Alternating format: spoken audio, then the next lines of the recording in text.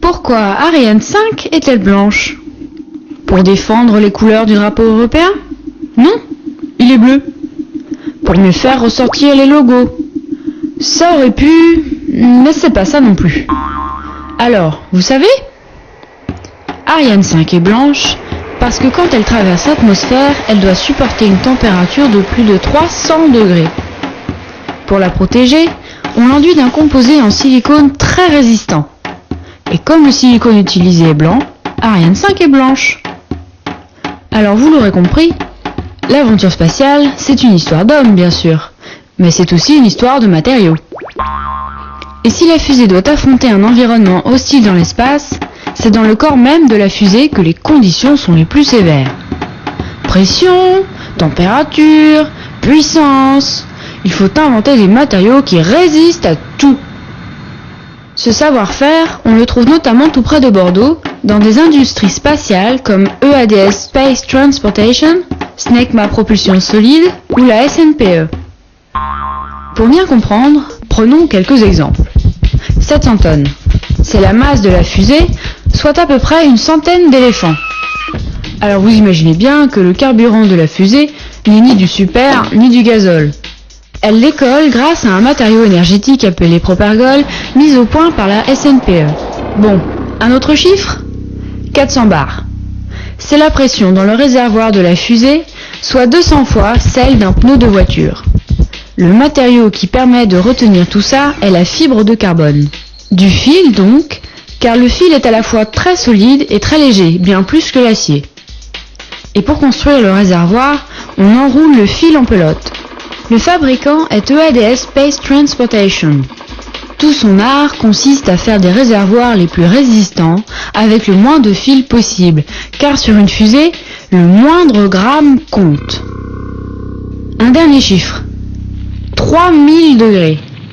C'est la température dans les tuyères des accélérateurs situés en bas des moteurs dans lesquels le carburant brûle pour faire décoller la fusée. Ici, le problème, c'est la chaleur. 3000 degrés, c'est l'enfer! Aucun matériau sur Terre ne résiste à cette température. Alors, comment fait-on? La solution a été imaginée par SNECMA Propulsion Solide, des matériaux ablatables qui se protègent en s'auto-détruisant. Pour comprendre, repensez à un matin où vous êtes mal réveillé.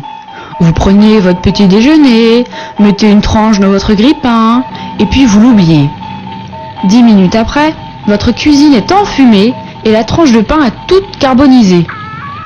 Mais si vous grattez un peu, vous verrez que l'intérieur a été épargné. On peut donc dire que le pain est un matériau ablatable. Eh bien, c'est la même chose dans les tuyères, sauf que le matériau n'est pas du pain bien sûr, mais un composé de résine et de carbone. Face à la chaleur, il se détruit en surface et dégage de la fumée, ce qui protège ses couches internes. Bon, on récapitule?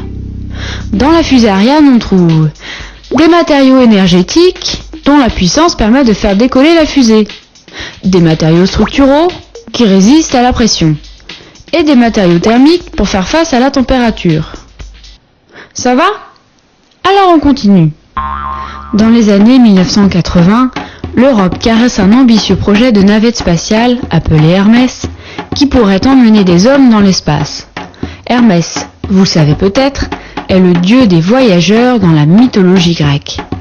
Mais il devait être occupé ce jour-là, et le projet n'a jamais abouti. Ceci dit, il a permis à une belle innovation de voir le jour. Les composites thermostructuraux. Thermo, donc qui résistent à la chaleur, et structuraux qui résistent à la pression. Bref, une sorte de matériau 2 en 1. Et si les thermostructuraux n'ont jamais équipé Hermès, on les trouve aujourd'hui dans les moteurs des Rafales de Dassault et dans les tuyères de la fusée Ariane. Le plus grand centre de recherche sur ces matériaux se trouve à Pessac, près de Bordeaux également. Son nom veut tout dire.